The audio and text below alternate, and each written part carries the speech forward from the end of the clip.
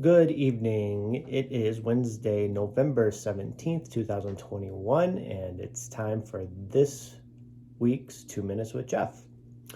I wanted to talk this video briefly about inventory. There's a lot of rumblings out there of people saying inventory is low, things like that are causing, the demand in the market and what's driving these prices up. And I think it's important to understand and realize that there's a couple different ways to measure inventory. And I think what's people should be doing is measuring inventory based on the numbers of new listings each month on a month by month basis. You can, we can go into the stats, into the MLS, and look how many listings, brand new listings, month by month by month, and kind of keep a metric. What that does is that tells us how many listings are new each month. Now, there's other ways that people measure inventory, which is active listings. This is the most important, not important, this is the most common one that people use is active listings. Well, properties could sit active on the market for a while if they're overpriced or they're not, they're just not very nice properties, stuff like that. So I don't think that's a very good indication of what people should be using is tracking inventory.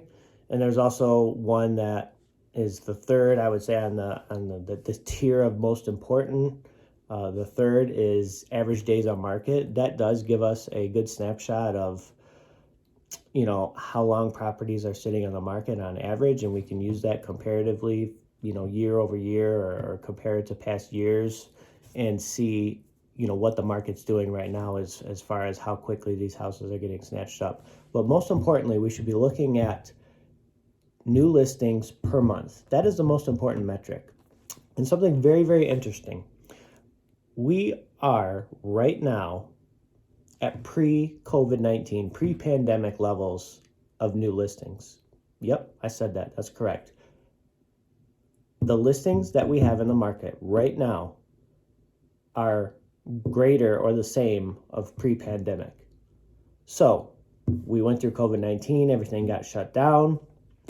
And now the big myth, I don't want to say it's a myth, but maybe a misconception is that there's no houses for sale. There's no houses for sale. That is not true. That is not accurate. The data shows that we are at pre-COVID-19 levels. So there is houses for sale.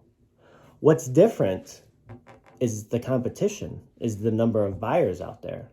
The number of people who are looking to buy these houses is much, much, much, much higher.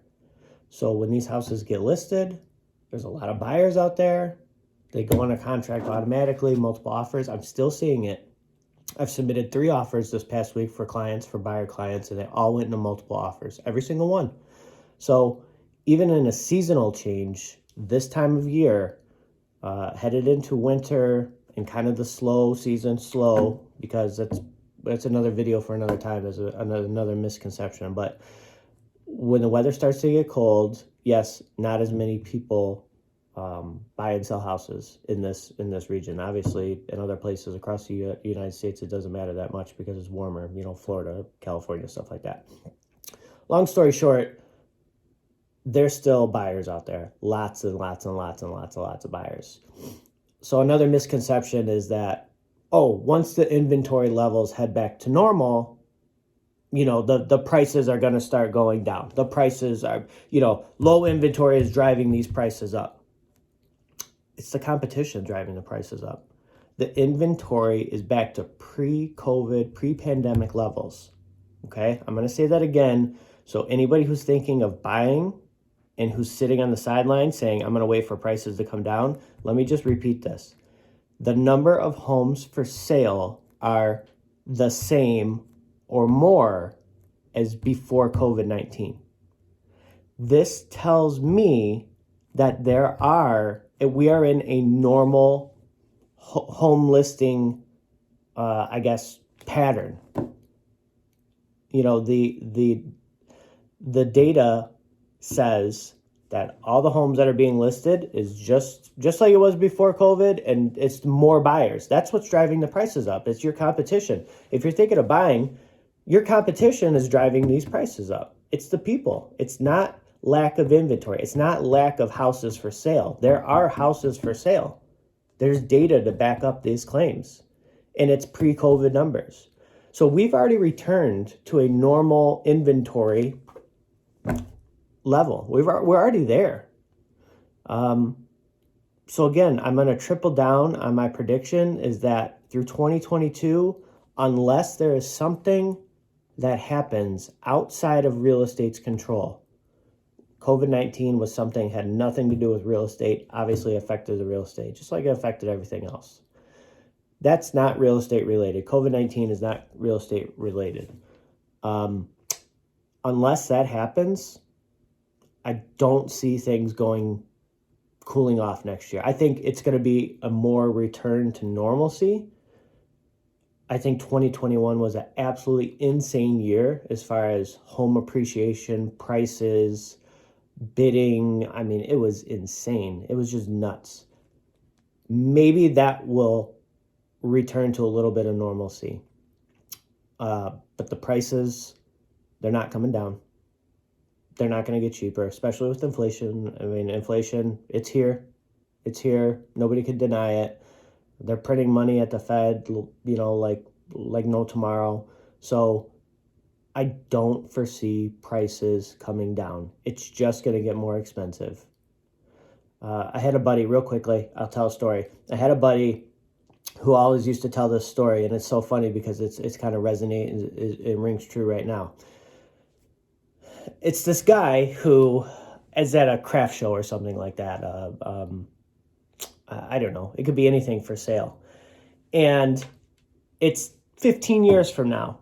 And the guy finds something that he's been looking for 15 years. But he didn't buy it 15 years ago because he thought it was too expensive then. Now 15 years down the road, he goes, oh my God, I've been looking for this for years. I've been meaning to buy this.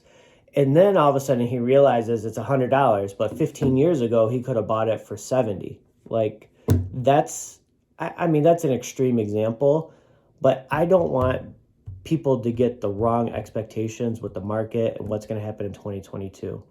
It's not going to go down. The only thing that you might see is these very, very aggressive overpriced listings, seeing price reductions because they're just way overpriced.